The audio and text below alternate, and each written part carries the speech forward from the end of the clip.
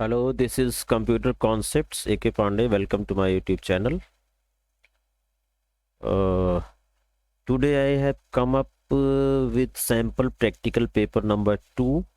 One paper has already been given this year in the session 2020 to 23, and previously I have uploaded 6-7 sample practical papers in previous years.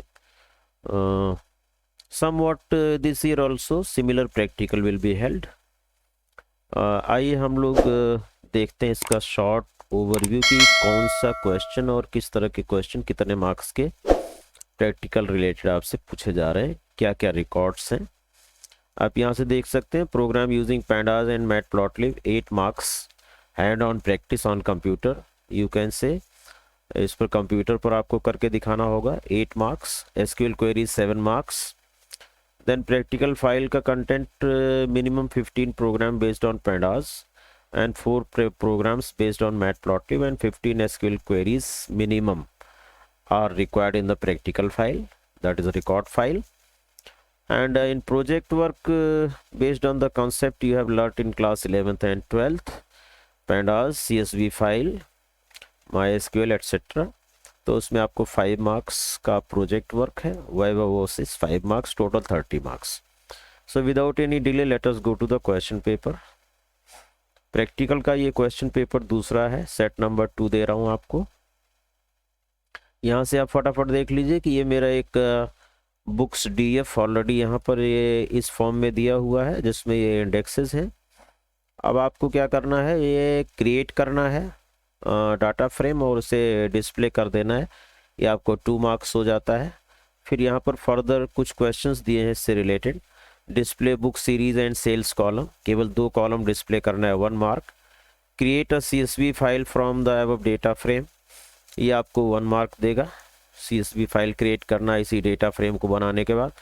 Then increase the value of sales column by 10, sales वाला column जो है इसमें 10 increase कर देना है सभी records में।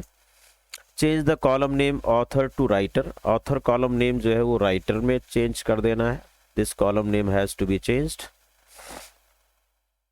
Now plot a bar chart depicting the book series on X axis and their corresponding sales in millions on y-axis with appropriate graph title, x title, y title, grid lines and color etc. तो ये graph वाला 2 number का है। आप चाहें तो अपने teachers के लिए मैं कह रहा हूँ, आप चाहें तो अपने इसमें से एक क्वेश्चन यहाँ से डिक्रीज करके ग्राफ को 3 मार्क्स का भी दे सकते हैं। यानी कि creation of data frame 2 marks हो गया, और यहाँ BCDE इनमें से 1 मार्कर में से एक आप रिमूव कर दीजिए तो ये 3 मार्क्स का ये हो जाएगा और 3 मार्क्स का प्लॉटिंग हो जाएगा। और करके यहाँ आप देख रहे हैं handle the above options using menu driven. आप चाहें तो इसे इंडिविजुअल कमेंट्स के फॉर्म में लिख सकते हैं और उसे सारा अपनी वर्ड फाइल में डाल करके प्रिंट कर सकते हैं। जहाँ पर प्रिंटर की प्रॉब्लम है या कुछ सुविधा नहीं है तो वो लोग उसे आंसर शीट में डायरेक्ट लिखवा सकते हैं कमेंट्स को। अदरवाइज ये सारा प्रोग्राम स्क्रिप्ट फाइल में, एक पाइथन फाइल में मेन्यू ड्रिवन प्रोग्राम के थ्रू इसे ऑपरेट किया जा सके, ऐसा भी आप कर सकते हैं। ठीक है। देयर आफ्टर ये क्वेश्चन पेपर में आपको मैंने सेम डाटा फ्रेम का जो टेबल था उसको मैंने एक MySQL टेबल के फॉर्म में कन्वर्ट कर दिया। बस यहाँ डाल दिया बुक ID। इस पर बेस्ड आपकी ये क्वेरीज हैं, 5 क्वेरीज हैं, और इसके ऊपर आपको ये 112 मार्क दिया हुआ है कि आप डाटाबेस भी क्रिएट करो,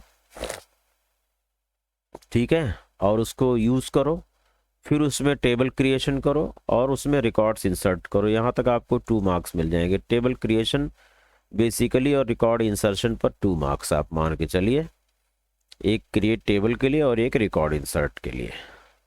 इसके बाद ये 5 क्वेरीज यहाँ पर दी जा रही हैं, ये 5 क्वेरीज आप सॉल्व कर सकते हैं।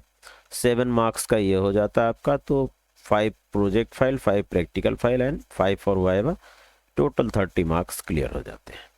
आइए हम लोग सबसे पहले ये डाटा फ्रेम वाला करें। अब चूँकि वीडियो काफ़ी लंबा हो जाता है इसलिए मैं इस डाटा फ्रेम के इस प्रोग्राम को मैंने ऑलरेडी आपके लिए क्रिएट कर दिया है so that it should not take long in typing the code.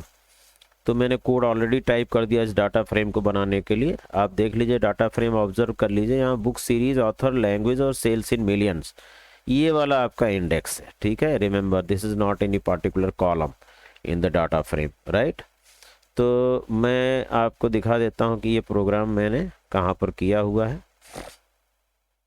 ये देखिए part A, import pandas as PD, import numpy as NP. मैंने एक डिक्शनरी बना ली बुक सीरीज और कॉलन लगा करके यहाँ पर ये सारी बुक सीरीज की लिस्ट है।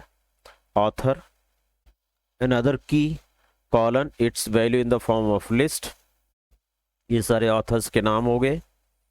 बस यहाँ ये ध्यान रखना है कि आपकी अगर 5 रो हैं तो 5 वैल्यू होने चाहिए, 1 2 3 4 5। ऑथर में 1 2 3 4 5, एक भी छूट जाएगा तो वो लेंथ मिसमैच करेगी and it will give error. Similarly another key is language, dictionary की, और ये value in the form of list. Another key is sales in millions and values are this. Book DF नाम का मैंने data frame create कराया, यहाँ से देख लीजिए बुक डीएफ। ओके, तो बुक डीएफ नाम का data frame, PD dot data frame DCT1 dictionary pass कर दिया। अब ये जो डाटा फ्रेम बना है आपका, ये बेसिकली यू कैन से इंडेक्स नंबर 0 1 2 3 के साथ बना हुआ है। फिर उसको क्या किया, बुक डीएफ डॉट इंडेक्स करके मैंने ये चेंज कर दिया। देन प्रिंट बुक डीएफ, ये आपका फर्स्ट पार्ट हो जाता है। इतना 2 मार्क्स आपको इसके लिए मिल जाएंगे। ठीक है, 1 मार्क डिक्शनरी बनाने के लिए, 1 मार्क डाटा फ्रेम बनाने के लिए विद अप्रोप्रिएट इंडेक्स। अभी मैं इन सारी कमेंट्स को मैं कमेंट बना देता हूँ एक्सेप्ट द फर्स्ट वन। ये सब कमेंट बन चुकी है, इसे आप रन करा करके देखिए। 1 मिनट, इसको भी मैं कमेंट बना देता हूँ इसको, क्योंकि इंडेक्स आपको बाद में चेंज करके दिखा देता। आई हैव एग्जीक्यूटेड इट, इसे मैंने रन करा दिया, सेव कर दिया source code. Here you can C okay 4 columns, ये ट्रिपल कोट 4 टाइम्स हो गया था। Save it and run it on terminated. Okay okay, here यहाँ पर आप, मैं इसे टर्मिनेट कर देता हूँ, ट्रिपल कोट को टर्मिनेट करना था। Now save it and run it, you will find that the data frame is created with default indexes 0 1 2 3 4 5। first time it will take time to import the library and all, तो थोड़ा सा time. अब आप देख लीजिए कि यहाँ पर डाटा फ्रेम तो बन गया मेरा, बट यहाँ इंडेक्सेस 0 1 2 3 4 आई है, जबकि यहाँ इंडेक्सेस आप देखेंगे तो ये है। ठीक है, तो इस चीज़ को ओवरकम करने के लिए हम लोग कोडिंग में अपने चेंज कर देंगे। जा करके क्या करेंगे, ये वाली लाइन भी लेंगे, बुक्स डीएफ डॉट इंडेक्स से आप भी कर सकते हैं, या ये पूरा का पूरा इंडेक्स आप उठा करके कहाँ रख सकते थे, यहाँ पर रख सकते थे, कॉमा लगा करके और यहाँ। ठीक है, getting my point I think. ठीक है, तब भी आपका, अगर मैं इसको अभी कमेंट बना देता हूँ इस लाइन को, then also your data frame will be created with, इसको सेव किया मैंने, विद न्यू इंडेक्सेस। आप देखिए ये सारी इंडेक्सेस यहाँ पर आ जाती हैं। आफ्टर दैट, इसके बाद मैं क्या करूँगा बेटा, ये चीज़ मैं अगर हटा देता हूँ तो इंडेक्स अट्रीब्यूट के थ्रू भी डाटा फ्रेम बन गया डिफ़ॉल्ट इंडेक्सेस के साथ। ड्यू टू दिस आपका डाटा फ्रेम डिफ़ॉल्ट इंडेक्सेस के साथ बन गया। अब आप डिफ़ॉल्ट इंडेक्सेस को चेंज कर सकते हैं by specifying index attribute, that is books DF dot index equal to this much. ये मैं यहाँ से हटा देता हूँ। Now you can see the result, still the same data frame with specifier indexes created। then ये आपका पार्ट 1 हो गया, पार्ट ए हो गया क्वेश्चन पेपर का। पार्ट बी कहता है, व्हाट इज पार्ट बी, देखिए part B is here, display book series and sales column, book series और सेल्स कॉलम डिस्प्ले करना है। बुक सीरीज एंड सेल्स, ये वाला कॉलम और ये वाला कॉलम, दो कॉलम चाहिए। तो इसे डिस्प्ले करने के लिए आप लिखेंगे book DF of book series और सेल्स इन एम, ये आप एक लिस्ट के फॉर्म में दे देंगे लाइक दिस। प्रिंट आप लगा देंगे बुक डीएफ और उसके बाद ये चीज़ लिस्ट के फॉर्म में हो गई और इसे एक और स्क्वायर ब्रैकेट में क्लोज कर दिया गया। So it has become the command for part number B. आप देख लीजिए इसको, मैं यहाँ से कमेंट हटा करके कमेंट आगे लगा देता हूँ, रन इट एंड सी। ये आपका जो आंसर आ रहा है यहाँ पर देख लीजिए, this is your part B. ठीक है, बुक सीरीज और सेल्स इन मिलियंस, ये दो कॉलम डिस्प्ले हो रहे हैं।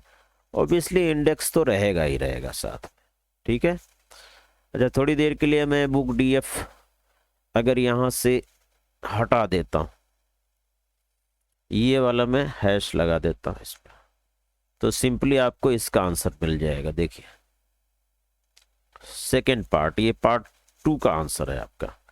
पार्ट 2 को दूसरे तरीके से भी यहाँ किया जा सकता है, कैसे मैं आपको बता देता हूँ। I will write print and in place of typing I am just copying it. ये मैंने कॉपी कर लिया,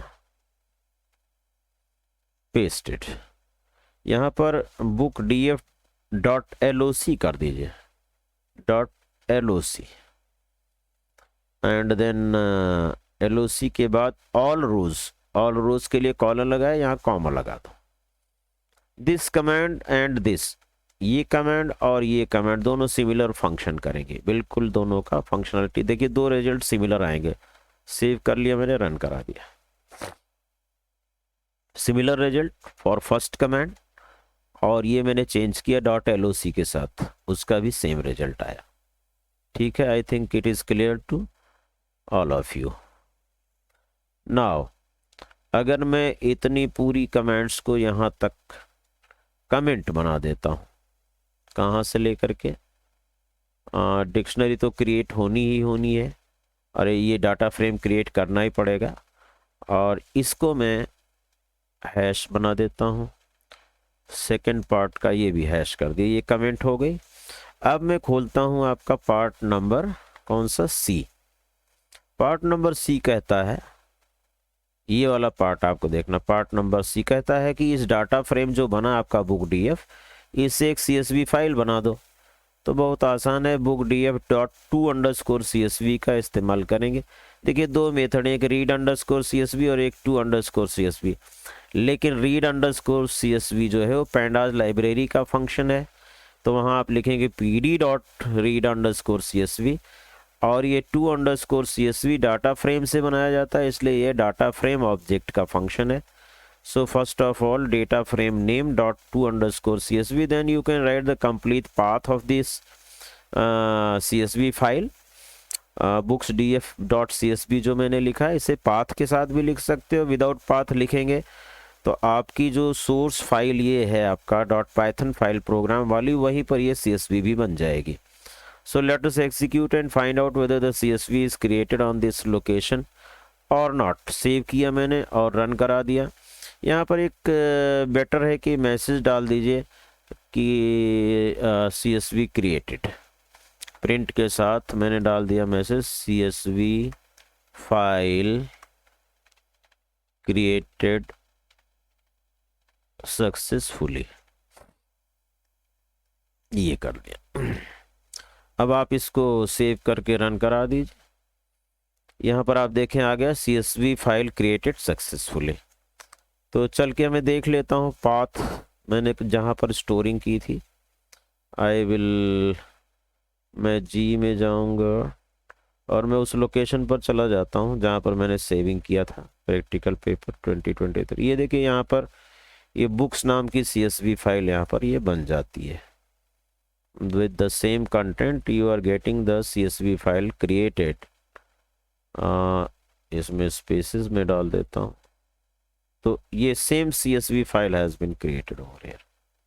CSV फाइल क्रिएट करने के लिए बहुत सारे पैरामीटर्स हैं कि आपको इंडेक्स रखना है यहाँ पर CSV फाइल में कि नहीं रखना है, हेडिंग रखना है कि नहीं रखना है, ठीक है, कौन कौन से कॉलम रखने हैं CSV में। All those options are available as a parameter of to_CSV और read_CSV।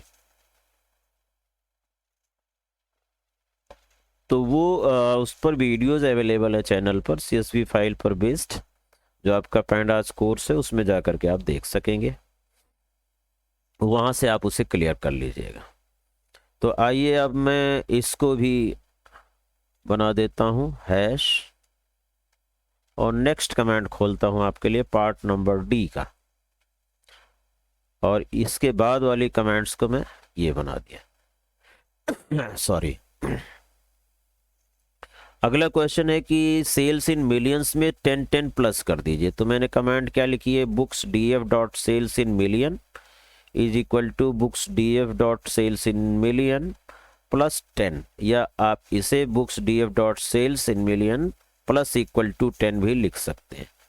तो ये कमांड लिखने के बाद डाटा फ्रेम चेक कर लें कि क्या उसमें सेल्स इन मिलियंस कुछ इंक्रीज़ हुई, 10 इंक्रीज़ हुई कि नहीं। उससे पहले मैं यहाँ पर ओरिजिनल डेटा फ्रेम भी प्रिंट करा देता हूँ, तो दोनों चीज़ें आपको पता चल जाएंगी। मैंने सेव करके रन करा दिया, you find out C the result. यहाँ तक तो आपका ओरिजिनल डेटा फ्रेम था, देख रहे हैं आप। यहाँ पर सेल्स देखिए आप, इसमें 10 इंक्रीज़ हुआ कि नहीं, 500, यहाँ देखिए 510, 350, it has become 360. So 10 has been increased in the sales value given in millions, right? So that means this command is also perfectly working. Next E part आप देखिए, इसको मैं कमेंट बना देता हूं फिर से, ये आपकी हो गई कमेंट। और E पार्ट में क्या कहता है बेटा कि आपको ऑथर नाम का जो कॉलम है, देखिए यहाँ पर change the column author to writer, author को राइटर में चेंज करना है। तो मैंने लिखा रीनेम फंक्शन यूज करोगे, book DF dot rename columns equal to, फिर इसे डिक्शनरी के फॉर्म में ऑथर कॉलन राइटर लिखना, in place equal to true इसलिए लिखा जाएगा जिससे आपका बुक DF ओवरराइट हो जाए, ठीक है। अदरवाइज चेंज नहीं दिखेगा, बुक DF में कॉलम का नाम चेंज होता हुआ नहीं दिखेगा, वो टेम्पोररी रहेगा। बुक DF को दोबारा प्रिंट कर लिया तो आपकी ओरिजिनल बुक DF और ये रीनेम्ड कॉलम वाली बुक DF दिखेगी आपके सामने। सॉरी, एक मिनट वेट, बाकी पार्ट को आप बना दीजिए कमेंट। ये कमेंट वाला एरर दे रहा था, इसको मैंने एग्जीक्यूट किया। अब आप यहाँ से चेक कर सकते हैं, ये तो मेरा ओरिजिनल डेटा फ्रेम था जिसमें इस कॉलम का नाम था ऑथर, और यहाँ देखिए कॉलम का नाम हो गया राइटर। आप चाहें तो एक प्रिंट फंक्शन और लगा करके इन डेटा फ्रेम्स को सेपरेट देख सकते हैं। तो यहाँ आपको सिंपली देखना है कि ये कॉलम का नाम राइटर हो गया, पहले कॉलम का नाम ओरिजिनल डेटा फ्रेम में ऑथर था। इसके बाद आपका ये भी मैं कमेंट बना देता हूँ just to show you the execution of next part, and this triple quote has been removed, and this is last part we have done for graph plotting.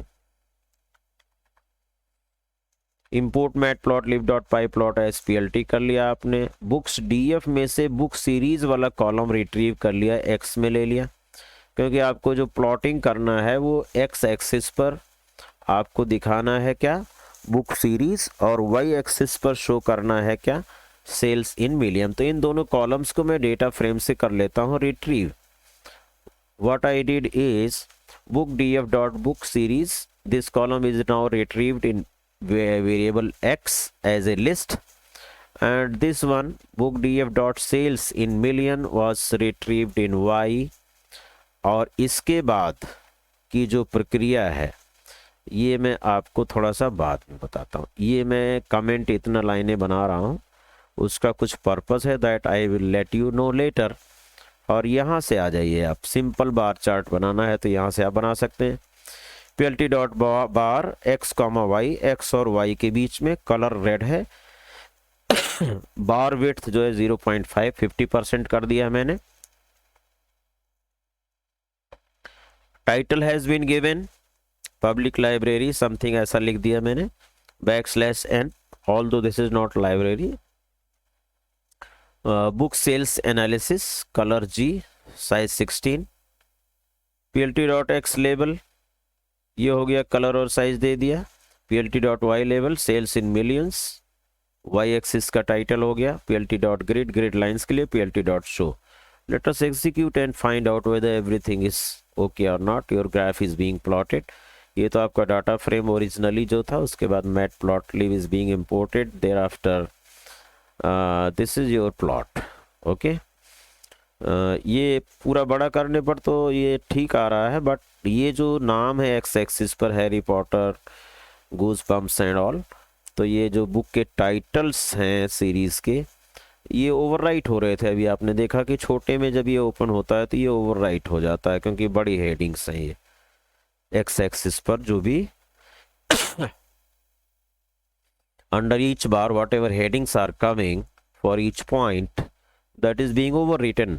तो इससे बचने के लिए यहाँ पर आप कोडिंग में चेंजेस कर सकते हैं। क्या चेंजेस किया मैंने, ध्यान से आपको, ये जो मैंने 3 कमेंट्स बना रखी हैं, 3-4 लाइनें, अब मैं ये वाली लाइन plt.bar कमेंट बना, हालांकि ये जो सिंपल इतना आप ड्रॉ करना चाहें तो कोई दिक्कत नहीं है, एज सच वो एक छोटा इशू है, वो प्रोजेक्ट वगैरह में टैकल किया जा सकता है। आपको board examination point of view से ये लाइनें और यहाँ से लेकर के यहाँ तक इट इज़ सफिशिएंट, ठीक है। लेकिन मैं उस हेडिंग को थोड़ा सा मैनेज करने की कोशिश करूँगा। तो ये वाली लाइन मैंने कमेंट बना दी और इनको सबको मैंने कर दिया ओपन, कमेंट यहाँ से दिया हटा। क्या किया मैंने, एक्स जो हमारा एक्स एक्सिस पर है बुक सीरीज, उसकी जो लेंथ है मैंने निकाल ली L में, और एक एरे जनरेट कर लिया। एरे जनरेट करने के लिए ऊपर मैंने numpy ले रखा है, इंपोर्ट numpy एज np। यहाँ से आकर के मैंने क्या किया, np.array i for i in range L, ये L है, डोंट गेट कंफ्यूज। यहाँ मैं इसे कैपिटल L कर देता हूँ so that there should not be any confusion, otherwise capital L और 1 एक ही तरह दिखता है। नाउ plt.bar AR1, अब एरे 1 में पॉइंट्स आ गए 0.0, 0, 1.0, 2.0, 3.0, 4 पॉइंट क्रिएट हो रहे हैं। इंडेक्सेस यहाँ पर 5 वैल्यूज़ हैं, इसलिए 0, 1, 2, 3, 4। AR1 में ये 4 पॉइंट्स क्रिएट होंगे। 1 डायमेंशनल एरे है AR1 np.array फंक्शन से। तो उसको जो है हमने 0, 1, 2, 3, 4 एक्स एक्सिस पर रखा और वाई एक्सिस पर कोई चेंज नहीं है, that is sales in DF।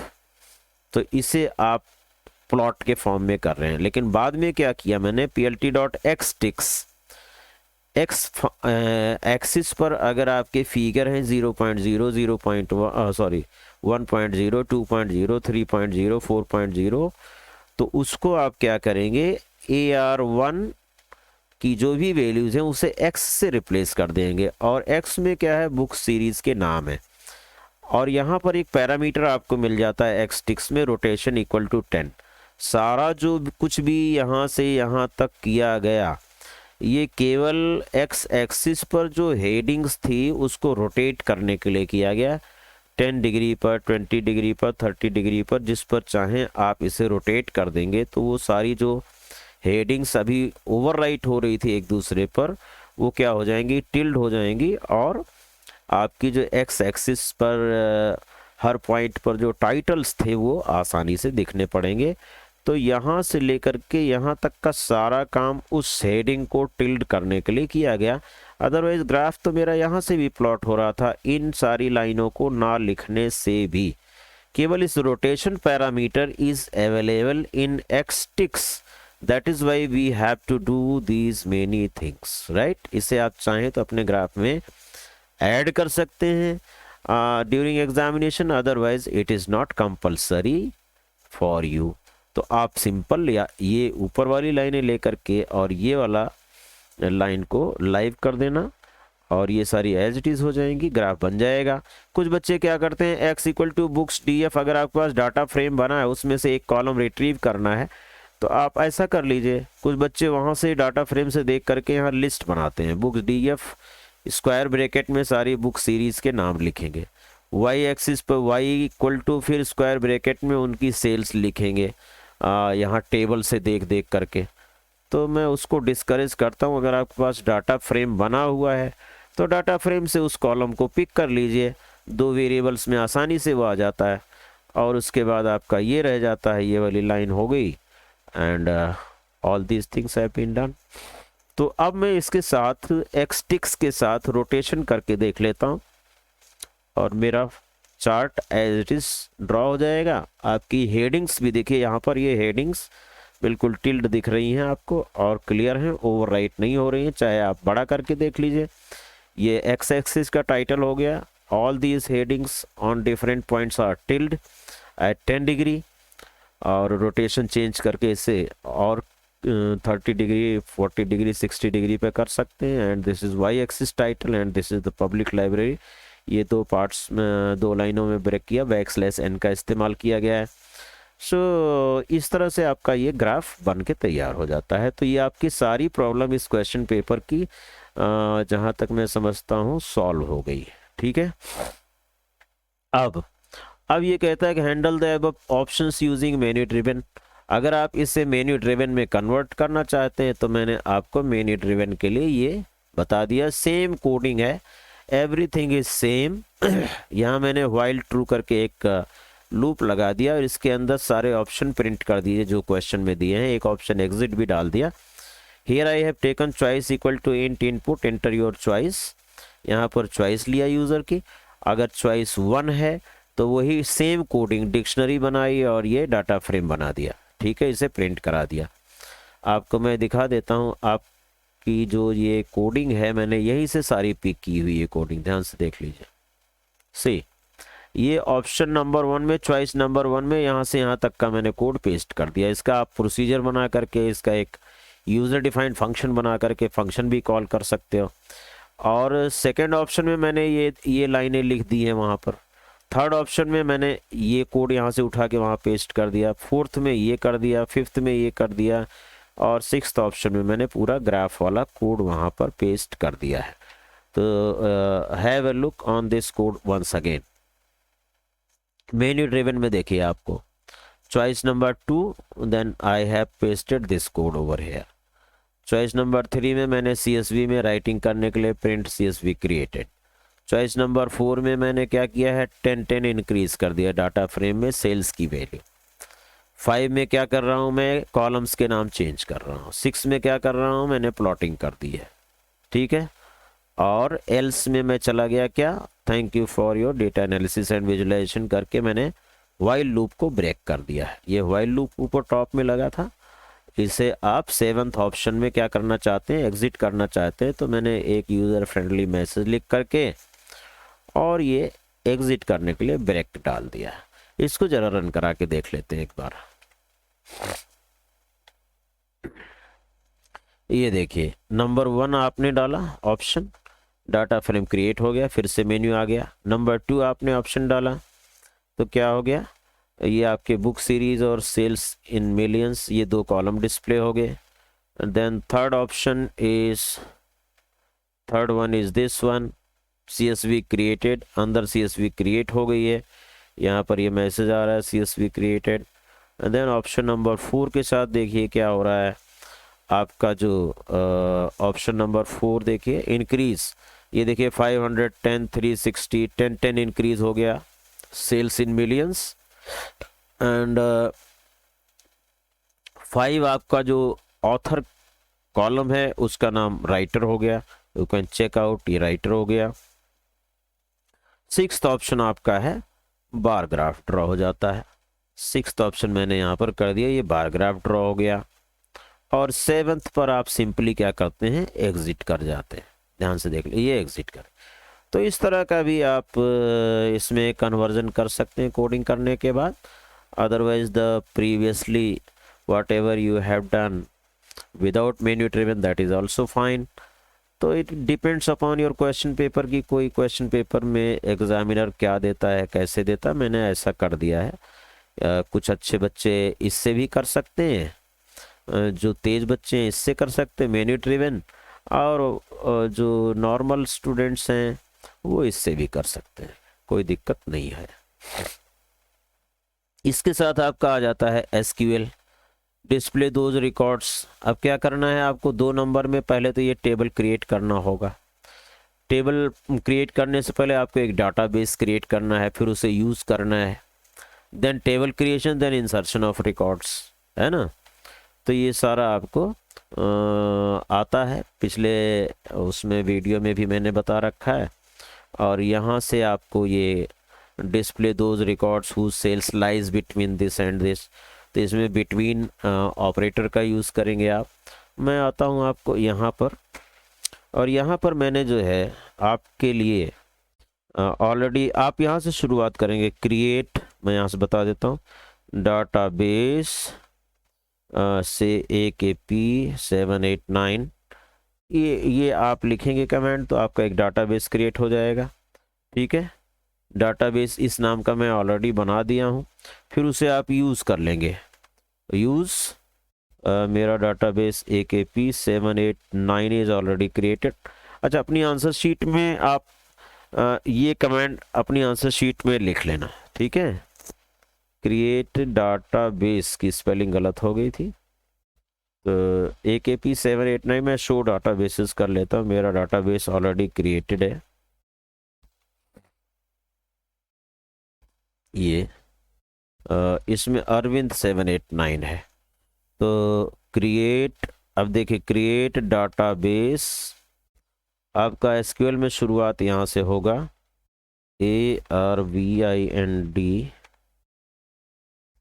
इसमें 789 बना हुआ है, मैं 678 कर देता हूँ तो मेरा डाटाबेस क्रिएट हो गया, क्वेरी ओके। आप अपनी आंसर शीट में ये वाली कमांड भी लिख देना, ठीक है। देयर आफ्टर आप क्या करेंगे, यूज़ में ऊपर वाली कर लेता हूँ, जो मेरा ऑलरेडी बना हुआ था उसके अंदर मैंने टेबल ऑलरेडी क्रिएट कर रखी है, तो यूज़ अरविंद 789 कर लेता हूँ। ये डेटाबेस यूज़ में आ गया, इसके अंदर मैंने शो टेबल्स लिखी, कौन कौन सी टेबल बनी है, 2 टेबल्स बनी है, तो मेरी बुक्स वाली टेबल भी बनी हुई है। अब बुक्स वाली टेबल कैसे बनी थी आपको मैं बता दूं, क्रिएट टेबल वाली जो कमांड है वो पूरा आपको आना चाहिए, बुक्स, फिर उसके बाद ब्रैकेट स्टार्ट, और यहाँ से मैं आपको आगे दिखा देता हूँ। यहाँ पर मैंने ऑलरेडी कर रखा है, टेबल क्रिएशन कर रखा है। टेबल क्रिएट करने की ये पूरी कमांड, क्रिएट टेबल, ये कंप्लीट कमांड, यहाँ पर बुक आईडी इंटीजर कंप्लीट भी लिख सकते हो, इंट ब्रैकेट में साइज भी दे सकते हो, primary key, then book underscore series varchar 32, author varchar 20, char और वेरकैर टाइप में डिफरेंस पता होना चाहिए आपको। आपने एसक्यूएल में पढ़ा होगा, नहीं पढ़ा होगा तो एसक्यूएल की वीडियोस जा करके आप देखिए और रिवाइज कीजिए। सेल्स इन मिलियन इंट 3 दे दिया, और ये जो ब्रैकेट यहाँ से ओपन था, बच्चा यहाँ ब्रैकेट क्लोज कर देगा, ये भूल जाते हैं बच्चे, सेमीकोलन लगा देंगे, टेबल आपकी पूरी क्रिएट हो गई। ठीक है, आफ्टर क्रिएशन ऑफ टेबल, यहाँ से देखिए फिर से, table is already created now. अब क्या करेंगे, इसमें रिकॉर्ड इंसर्शन करेंगे, इंसर्ट इनटू, टेबल का नाम हो गया बुक्स, और यहाँ पर डालेंगे वैल्यूज़ के बाद सारी वैल्यूज़ एक एक करके आप डालेंगे। ये कमांड मैंने यहाँ पर एक पेस्ट कर दिया आपके लिए, insert into books values 12990 Harry Potter JK Rowling, सारी स्ट्रिंग्स को सिंगल कोट या डबल कोट में क्लोज करना है, न्यूमेरिक को विदाउट कोट, डेट हो तो वो भी सिंगल कोट में होगी, यहाँ पर डेट नहीं है। इस तरह की सारी कमेंट्स आपको MySQL प्रॉम्प्ट पर लिखते जाना है। चूँकि यहाँ पर मैं ऑलरेडी लिख चुका हूँ और सारी कमेंट्स बुक्स में इंसर्ट की जा चुके, सारी all the rows have already been inserted in the table books. I can just verify कि मेरी टेबल बुक्स कैसी दिख रही है, फ्रॉम बुक्स, ये आपकी टेबल बुक्स ऑलरेडी तैयार है। ठीक है, so after this what is to be done, इसके बाद आपको ये करना है, अब एक एक करके क्वेरी सॉल्व करनी है। क्वेश्चन यहाँ देखते जाइए, ये देखिए आंसर शीट में आपको ये सब लिखना है, जैसे मैंने क्रिएट डाटाबेस, डाटाबेस का नाम लिख दिया, यूज डाटाबेस नेम लिख दिया, फिर क्रिएट टेबल आपने कैसे की, एक नंबर का है, फिर इंसर्ट में आपको 5 बार इंसर्ट करना है, 5 बार इसी तरह की कमांड लिखनी है, ठीक है। तो ये आपको 1 नंबर क्रिएशन का हो जाएगा, 1 नंबर इंसर्शन का हो जाएगा। चूंकि सारी इंसर्ट कमांड एक ही तरह है इसलिए एक ही नंबर इस पर दिया गया है। अब आगे मैं आपको अगली कमांड्स के बारे में यहाँ पर बताता हूँ, ठीक है। देखिए मैं एसक्यूएल में जाता हूँ और क्वेश्चन पेपर आपका ये सामने है। एसक्यूएल को मैंने कर लिया थोड़ा सा रीसाइज,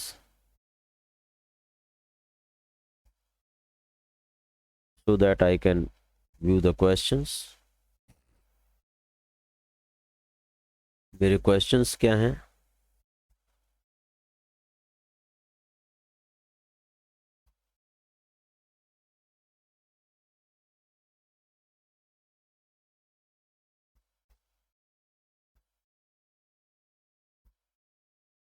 यहाँ से देख लेंगे। So I'm writing the commands in SQL. Select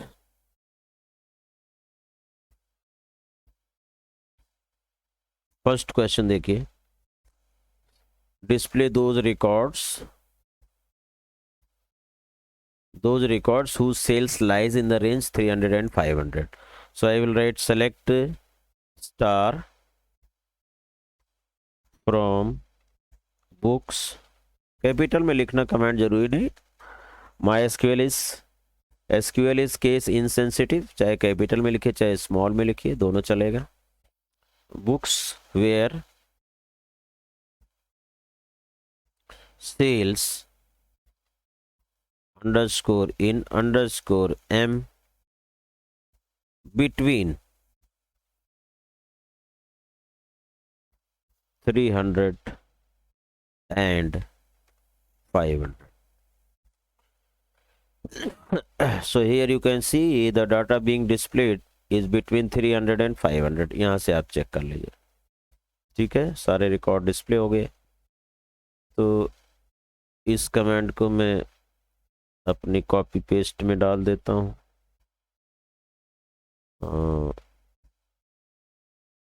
ये सोर्स कोड जितना भी आपको दिखेगा वो सारा मैं आपको देने वाला हूँ, उसके लिए आप चिंता मत करना। ये डॉक्यूमेंट पूरा, ये वर्ड डॉक्यूमेंट आपके उसमें मिल जाएगा। तो अभी पेस्ट करने में इट विल टेक टाइम, इसलिए मैं पेस्टिंग बार बार नहीं करूँगा। I am just solving the queries, okay.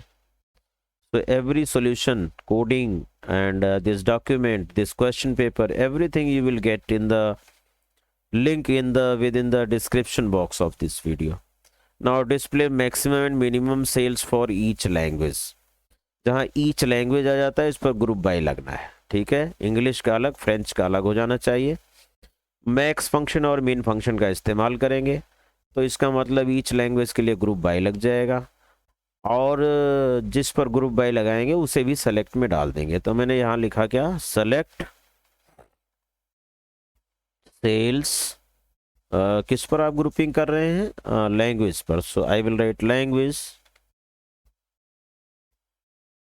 इसलिए क्योंकि मैक्स और मिन का ग्रुप तो बन जाएगा बट पता नहीं चलेगा कौन सा फ्रेंच का ग्रुप है कौन सा इंग्लिश का, इसलिए सेलेक्ट में लैंग्वेज भी डाल दीजिए आप लोग, ठीक है। Max of sales underscore in underscore M comma, इसी तरह से आप कॉमा लगा करके मिन का भी ले लीजिए। Min of sales underscore in underscore M from, enter करके नेक्स्ट लाइन पे आ गया, from books group by language. Now you can see हर लैंग्वेज का आपके साथ यहाँ पर चेक कर लीजिए। फ्रेंच का ये है मैक्सिमम, ये है मिनिमम, इंग्लिश का ये मैक्सिमम है, ये मिनिमम है, displayed. After this display author and divide sales in m by 2 and round up to 2 decimal places. क्या कह रहा है कि आपको एक तो ऑथर डिस्प्ले करना है, तो मैं यहाँ कर लेता हूँ सेलेक्ट ऑथर कॉमा, फिर कहता है राउंड अप करना है, तो मैंने यहाँ लिख दिया राउंड। किसको राउंड अप करना है? सेल्स को डिवाइडेड बाय 2 कर दीजिए। Sales in m divided by 2, इसको राउंड अप करना है कहाँ तक? 2 डेसिमल प्लेसेस तक। Bracket close. अब यहाँ पर 2 ब्रैकेट क्लोज है, तो राउंड के लिए यहाँ एक ब्रैकेट और लगा दीजिए। नाउ किसके लिए करना है ये? What for this to be done? For all records और स्पेसिफाइड? नहीं, सभी रिकॉर्ड्स के लिए करना है। तो यहाँ मैं सिंपली लिख दूंगा from books semicolon. You can see author जो भी डिवाइड किया 260 को 275 को, whatever division has been done that has been rounded up to 2 decimal places clearly, and author has also been displayed. This was your third query. Decrease sales in m by 10 for English language. English language के लिए जो sales है उसको 10 minus करना है, तो यहाँ पर आप अपडेट कमांड का यूज़ करेंगे। एक चीज़ यहाँ पर और बता दूँ मैं कि अगर वो सेलेक्ट क्वेरीज हैं तो उसका आपको आउटपुट ड्रॉ करना है, और नॉन सेलेक्ट क्वेरी हैं तो आप डायरेक्ट कमांड लिख सकते हैं। ठीक है, rest it depends upon the examiner, कि एग्जामिनर जो कहता है आपको भैया उस दिन वही फॉलो करना है, क्योंकि एग्जामिनर ही आपका खुदा है उस दिन का। हालांकि आपके टीचर भी इंटरनल एग्जामिनर हैं और एक्सटर्नल एग्जामिनर हैं, तो कोई बात नहीं, but what ever they say the same you have to follow. वो कहते हैं कि इस कमांड में आउटपुट लिखना है, आउटपुट लिखिए। कहते हैं कि आउटपुट नहीं देना है, तो आउटपुट नहीं लिखना है। It is mutual consent of both the examiners. So update book set sales in m equal to sales in m plus 10। और for English तो यहाँ आप लगा देंगे, मैं यहाँ आ जाता हूँ, where enter प्रेस करके आ गया, where language equal to English semicolon. यहाँ पर 10 बढ़ जाता है। अगर आप ये वेरीफाई करना चाहते हैं तो चेंज मिलियंस वाला जो है आप सेलेक्ट स्टार फ्रॉम करके चेक कर लीजिए कि सभी का जो ये है सेल्स 260, 310, 510 ये सब इंक्रीज हो गया। After that display detail of the given table in ascending order of their author. Author के नाम के असेंडिंग ऑर्डर में सारा डाटा डिस्प्ले करना है, तो मैंने लिख दिया select star from books, order by clause लगाएंगे यहाँ पर, order by author. Ascending order by default होता है, अगर आपको यहाँ ASC लिखना है तो लिख सकते हैं, अगर आपको डिसेंडिंग ऑर्डर में करना है तो DESC लिखना मस्ट होता है, वो ऑप्शनल नहीं होता। तो असेंडिंग है इसलिए मैं यहाँ पर असेंडिंग लिख नहीं रहा हूँ, एंटर प्रेस कर दिया तो ऑथर के असेंडिंग ऑर्डर में EJJRS आप देखते हैं ये अरेंज हो चुका है डाटा आपका, और इस तरह से ये सारी क्वेरीज आपकी शॉर्ट आउट हो चुकी हैं।